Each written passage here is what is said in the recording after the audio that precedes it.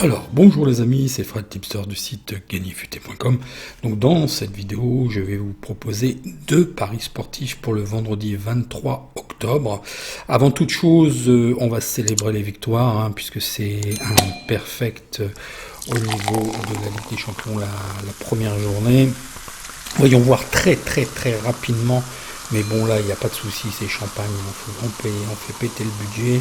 Je vous ai rien proposé sur le Real, mais très étonnant. Et vous voyez, le Real, l'année dernière, il y a 2 ans, je vous bassinais avec les pronos sécurisés, les paris sécurisés. Depuis 6 mois, 1 an, je vous parle de rendement d'équipe, je vous parle de rendement par rapport aux joueurs. Vraisemblablement, le Real est dépendant de Ramos et de Benzema. Ça a été beaucoup mieux lorsqu'il est rentré. Grossière erreur de Zizou sur ce match. Et puis le Shakhtar qui a d'autant plus étonnant, c'est que chose que je ne savais pas, je n'avais pas les informations, ils ont décidé carrément de faire tourner, vraisemblablement à cause de Covid, vraisemblablement 10 joueurs qui ont été absents, très contraignant. Et vous voyez les jeunes, voilà ce que ça fait quand on joue détendu, se faire plaisir, et puis en face, on croit avoir le match gagné avant de le jouer, voilà le piège. Red Bull Salzbourg, alors je savais très bien que le Lokomotiv, je vous avais dit attention, il risque d'être très affûté. Donc Salzbourg, pareil à lui-même, je savais que ça allait être le feu d'artifice au niveau des buts. C'est un jeu offensif et ouvert. Je vous avais rien proposé non plus. L'Ajax, dommage pour eux parce que c'est une erreur défensive. Le Liverpool n'est pas du tout rassurante. Attention, en championnat ils sont en dedans. Là, ils me font peur. Le Bayern, pareil à lui-même, c'est vraiment l'équipe. Ils travaillent déjà même pour le prochain match. Ils doivent marquer 2 buts, ils marquent 2 buts. Ils doivent marquer 3 buts, ils claquent 3 buts, ils claquent 4 buts. Voilà, c'est la punition. Voilà, le prochain adversaire se demande déjà combien ils vont en prendre. Déjà, c'est bien, c'est un football spectaculaire. Ils respectent leurs supporters, ils leur donnent du spectacle, ils travaillent pour le prochain match, il n'y a plus qu'à serrer les fesses et de dire on s'en mange combien, quoi. Non, c'est magnifique leur attitude et tout. Ce qui me gêne un peu pour les PLT, c'est Lewandowski, mais je pense qu'il va se rattraper d'ici là. L'Inter Mönchengladbach, donc là ce sont un match très important. J'ai pu voir d'ailleurs, j'ai regardé par 3 matchs, j'ai pu voir tous les matchs, donc c'est plein d'enseignements, plein de... Soyez actifs, ne soyez pas passifs en regardant les matchs, à boire la soupe des commentateurs, regardez certaines choses, les dispositifs, regardez la feuille de match, regardez un petit peu comment ça joue, regardez un petit peu si il y a le mental pour revenir, tout ça c'est à noter, c'est à prendre. Donc l'Inter Mönchengladbach, je referai des pronos chauds, mais bon, ça me bloque un peu techniquement, et bon, on a surtout rigolé et on n'a pas fait grand chose, donc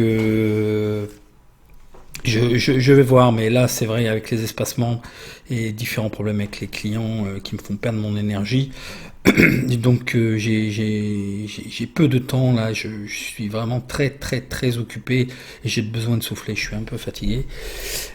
Donc l'Inter Mönchengladbach 2-2, donc c'est deux équipes qui sont sur mes tablettes, que je surveille, que je connais très bien.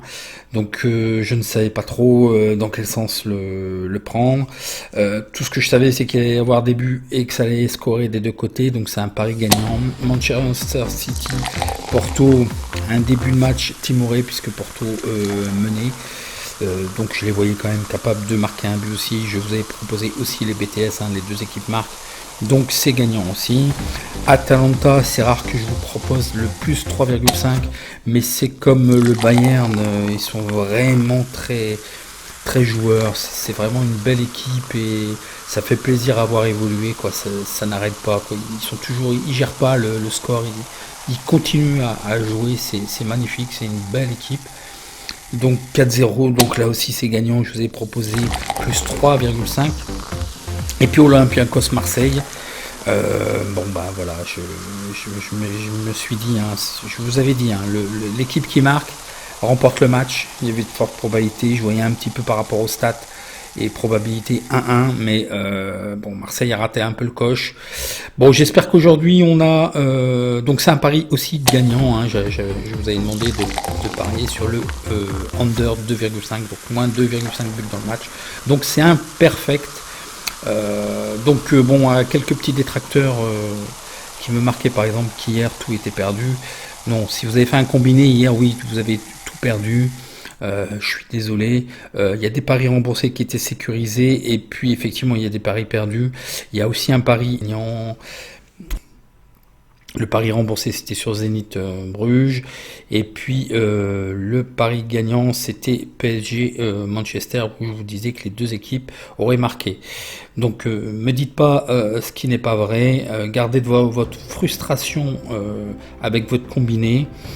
Jamais je vous propose de jouer de combiné. C'est que des paris simples. Donc il faut savoir rester humble, hein, dans la victoire et dans la défaite. Bon, là c'est juste pour la rigolade, voilà, champagne, feu d'artifice, et puis je fais un peu le fanfaron, mais je préférerais le faire au mois de juin quand il y aura les 500 paris publics, et de vous annoncer une belle réussite. Sachez quand même, bon là j'ai un petit peu avec ces paris, mais c'était un warm-up, hein. Il y a des équipes, on sait pas comment les situer. Je sais pas, moi franchement, il y a des équipes, j'ai du mal à les situer, je ne suis pas leur championnat, donc c'est pas le style de la maison de parier pour parier. La cote moyenne est 1,87, j'ai quand même un taux de réussite assez élevé de 58,18%. Donc voilà, il faut que je soigne un petit peu la cote moyenne pour remonter un petit peu, mais bon voilà, c'est parfait, hein, c'est parfait. Alors certains aussi me demandent, parce que c'est assez documenté, me demandent les infos des paris. Donc habituellement, vous avez sur Gagner Futé l'ensemble des paris qui sont retranscrits, ou au moins toutes les informations, stats et autres. Mais je me suis très vite aperçu qu'il y a des faux VIP, et certains sites reprennent mot pour mot, à la virgule près, même avec les fautes d'orthographe, parce que ça m'arrive de faire des fautes de frappe ou même d'orthographe que je ne relis pas souvent. Il faut pas m'en vouloir, je ne relis pas, des fois ça me semble évident, évidemment, je fais des conneries, mais c'est pas grave, on comprend quand même.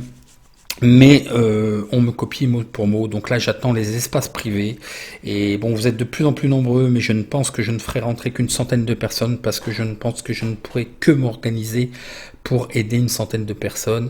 Donc les places seront très limitées, un prix attractif, et on verra pour savoir vraiment si ça vaut le coup pour vous, parce que vous avez certaines personnes qui ont quand même un très bon niveau parmi vous, et ils ont juste besoin de se rassurer par rapport à leurs pronos, ou tout simplement ils veulent juste avoir des pronos.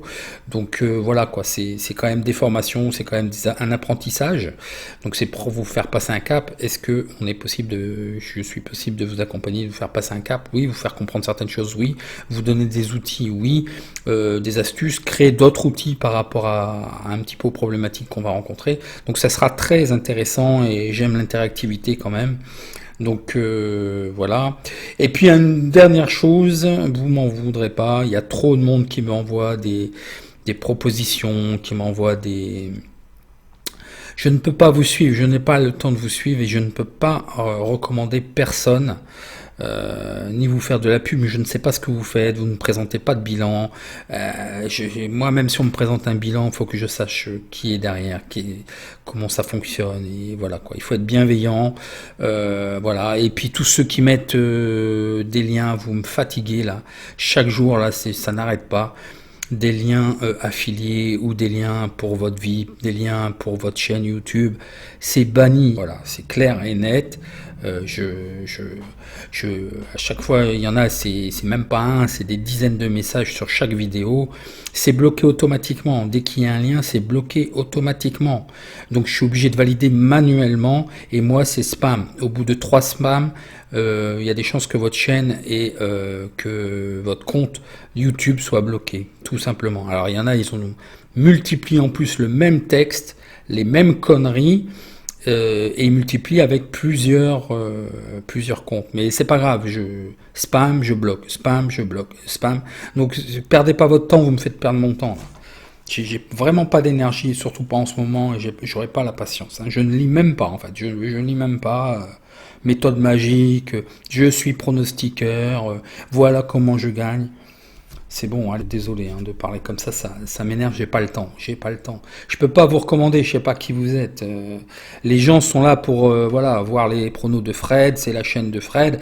Moi-même, je ne fais pas cette pollution sur les réseaux sociaux, je ne fais pas cette pollution sur les autres chaînes. Je suis personne, je regarde personne. Je suis plus, si vous n'avez pas bien compris, je suis plutôt un meneur qu'un suiveur. Donc voilà. N'oubliez pas, bon, j'espère que Lille va nous faire un beau parcours parce que pour un petit peu l'honneur là du football français là, il faut qu'il nous fasse quelque chose aujourd'hui. Et puis pour vendredi, en fait, je vous propose 2 pronostics, donc Stuttgart Cologne et Aston Villa Leeds. Donc voyons voir ce que je vous ai trouvé. Donc le premier match Stuttgart Lille. Donc bon, Stuttgart est un petit peu étonnant. On pourrait ne pas l'attendre à ce niveau-là. Tout de suite, bon, c'est qu'un début de championnat, le panel, et j'ai hésité un petit peu à vous proposer le pronostic.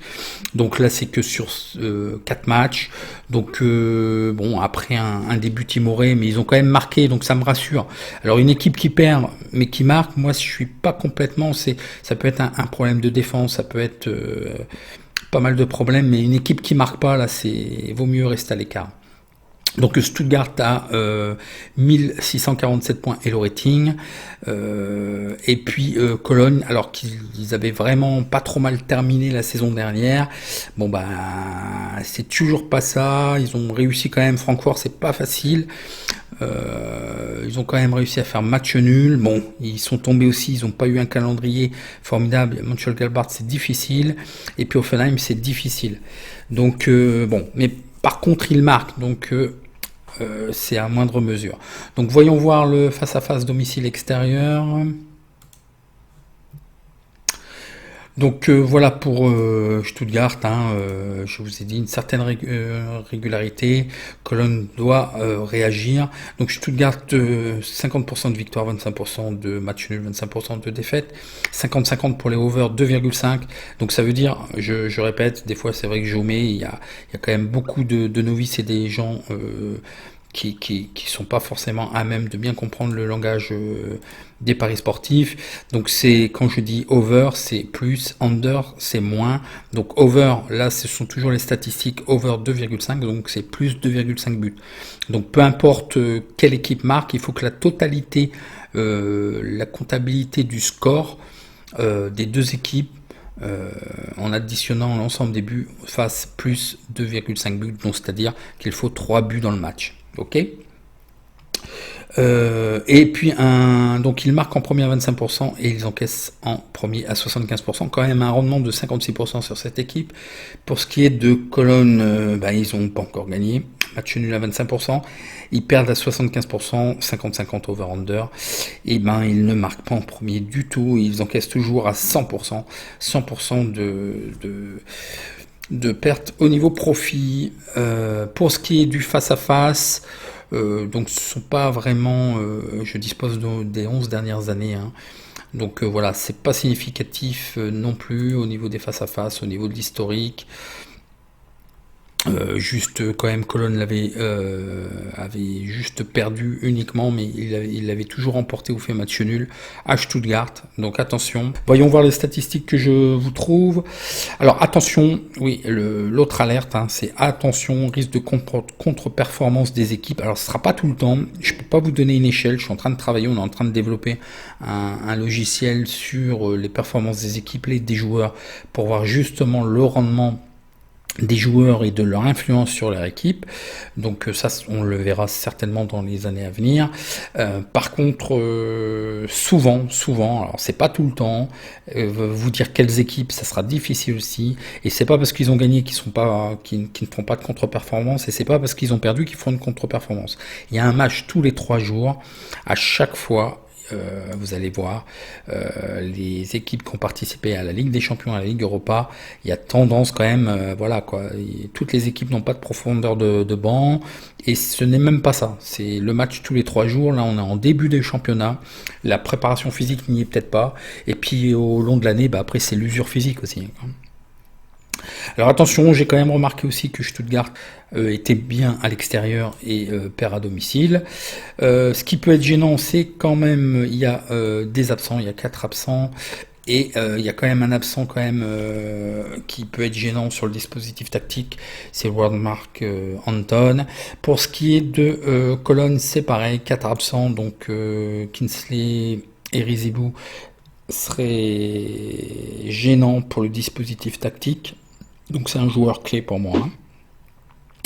Alors, voyons voir un petit peu les petites stats. Alors, les statistiques particulières. Lors des 13 derniers matchs à domicile de toutes compétitions confondues, Stuttgart a remporté 7 victoires avec plus de 2 buts. Stuttgart est invaincu lors de 11 des 13 derniers matchs à domicile. Stuttgart ont réussi à marquer au moins 2 buts dans 9 des 13 derniers matchs de toutes compétitions à domicile. Stuttgart est sur une série de 9 affrontements consécutifs de toutes compétitions dans lesquels ils ont marqué au moins un but et plus. Cologne a un mauvais bilan de 9 défaites par plus de buts lors de ses 18 derniers matchs à l'extérieur de toute compétition. Les deux équipes ont marqué dans 14 des 16 derniers matchs de toute compétition pour Cologne. Lors de ces 15 derniers matchs de Bundesliga, Cologne a gagné seulement une victoire, donc ça va être difficile. Dans 18 des 22 derniers matchs du FC Cologne, toute compétition confondue, il y a eu moins 2,5 buts. Donc les low ratings, je vous les ai donnés. Donc qu'est-ce que je vois au niveau probabilité? Bon là c'est quand même un petit peu affiné. Victoire à 57% de Stuttgart, 26% de match nul, 17% pour Cologne. Donc certainement le 1. Je vois quand même un score peut-être de 2-1. Faites-vous aussi l'effort d'essayer de trouver ces probabilités, d'essayer de trouver les scores. Vous allez voir, des fois c'est intéressant de se creuser les ménages. Il faut un peu toujours se projeter. Alors je vous propose tout simplement, hein, vous l'avez compris, la victoire de Stuttgart, donc le 1, avec une cote de 2,05 qui est pas dégueulasse. Donc voyons voir le prochain match en Première Ligue, donc la 6e journée, Aston Villa Leeds. Alors Aston Villa Leeds, Aston Villa est vraiment très surprenante un petit peu, hein, on ne l'attend pas à ce niveau-là. Donc deuxième avec 12 points, Leeds est 10e avec 7 points, toujours avec un football spectaculaire aussi, donc attention, hein. Leeds reste sur 4 victoires, c'est magnifique. Aston Villa sur 4 victoires. Leeds, mis à part le match de Liverpool, et encore, il y avait beaucoup de buts, c'était vraiment spectaculaire. Donc peut-être des équipes bien plus à leur niveau. Ils ont quand même réussi en dernier lieu à chatouiller Manchester City en accrochant, en faisant match nul 1-1. Et Wolverhampton, ils viennent de perdre contre Wolverhampton, mais Wolverhampton ferme beaucoup. C'est une équipe difficile à jouer, donc ils ont perdu à domicile. Donc là, ils doivent aussi se reprendre et ils doivent réagir par rapport à ça. Donc voyons voir un petit peu le face-à-face. Donc une belle régularité, hein, une très belle régularité. Aston Villa a 1776 points et le rating, Leeds a 1728 points et le rating. Donc Aston Villa gagne 100% de ses matchs, font des over et des under à 50%, ils marquent en premier à 100%, un rendement de 331%, bah oui, parce que les cotes, ils ont gagné avec des cotes de 3,65, 8,25, 2,61, 2,73. Ils sont pas attendus par les books, donc les cotes sont assez soutenues. Pour Leeds, ils gagnent à 40%, match nul à 20%, ils perdent à 40%. Des over 2,5 buts à 40% et under à 60%. Ils marquent en premier à 40%, ils encaissent en premier à 60%, un rendement négatif de moins 12%. Le face-à-face domicile extérieur, donc toujours invaincu Aston Villa, une alternance pour Leeds. Bon, il y a trop peu de matchs, hein, c'est pas significatif, on passe rapidement. Bon, je le prends pas en compte. Donc voyons voir les statistiques que je vous ai trouvées. Tout d'abord les petites infos sur les blessés. Donc un joueur incertain et 4 absents côté Aston Villa, mais ils ne peuvent pas être trop gênants. Bon, hein, les entraîneurs préfèrent avoir leur groupe au complet, certes, mais là ça peut passer. Par contre, côté Leeds, Bielsa va se casser la tête parce qu'il a déjà un joueur incertain, 4 joueurs absents, dont 2 joueurs clés pour moi, 2 joueurs clés de l'effectif type de cette équipe. Donc attention, s'il y en a un troisième, ça risque d'être des contre-performances. Donc actuellement, il y a une série de 8 matchs consécutifs sans défaite en Première Ligue pour Aston Villa. Aston Villa est invaincu dans 10 de ses 11 derniers matchs de toutes compétitions confondues. Aston Villa ont gagné lors de leurs 4 derniers matchs à domicile en Première Ligue. Aston Villa a gagné 6 des 7 derniers matchs de toutes compétitions confondues. Aston Villa a réussi à garder sa feuille des clean sheets, en fait, des feuilles blanches, dans 4 des 6 derniers matchs, donc c'est-à-dire qu'ils n'ont pas encaissé aucun but. Aston Villa a réussi à gagner par 3 buts et plus lors des 3 des 5 derniers matchs de toute compétition. Aston Villa a réussi à marquer au moins un but lors de ses 8 derniers matchs consécutifs en Première Ligue.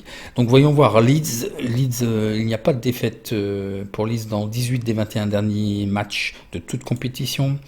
Leeds a remporté 4 victoires lors de ses 5 derniers matchs à l'extérieur de toute compétition. Leeds a réussi à marquer plus de 3 buts lors de 3 de ses 5 derniers matchs à l'extérieur. Donc il me semble plus offensif à l'extérieur.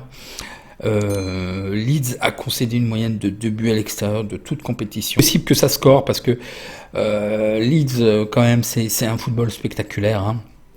Donc je vois au niveau probabilité 51% pour Aston Villa, 25% pour le match nul, 24% pour Leeds. Donc je vous propose de sécuriser parce que Leeds m'a l'air quand même en capacité de marquer, de réagir. Ils vont pas lâcher. Donc est-ce que Aston Villa ne perdra peut-être pas, mais peut-être se faire accrocher. Donc je vous propose de sécuriser avec un pari sur Aston Villa. Donc la victoire, est-ce qu'ils profitent des ouvertures de l'équipe? Est-ce qu'ils vont réussir à bloquer un petit peu le côté allant de Leeds? Donc c'est fort probable. Donc une victoire de Leeds, le 1 à 2,30, mais il faut absolument sécuriser avec un match nul. Je vois que ça. Bon, le over, je le tente pas vraiment. J'aurais peut-être pu jouer le over, mais bon, je sais pas. Je préfère jouer comme ça le match nul à 3,60. Voyez si vous voulez peut-être jouer le over. Comme ça, on sait jamais, même si le match se retournait, que Leeds prenait les devants et au final gagnait 3-2 ou je ne sais pas. Moi, je vois plutôt dans ce sens-là. Aston Villa gagnant 2,30, match nul, remboursé à 3,60. Donc une répartition de mise, hein, judicieuse. Vous mettez pour ceux qui jouent au tabac 22 € sur le 1, vous avez un gain potentiel à 49,83 €, une cote équivalente à 1,66 qui est pas mal. Et puis sur le match nul, vous mettez 9 € pour un exemple de mise de 30 €. Et là, vous aurez votre remboursement de mise. Donc voilà pour ce match. N'oubliez pas votre petit like si vous avez apprécié. Je réponds à vos questions en commentaire. Et je vous souhaite bon match d'Europa League en espérant une aussi bonne réussite que en Ligue des Champions hier avec ce perfect de 4 sur 4. Et puis je vous donne rendez-vous pour demain pour une prochaine vidéo. En attendant, bon match.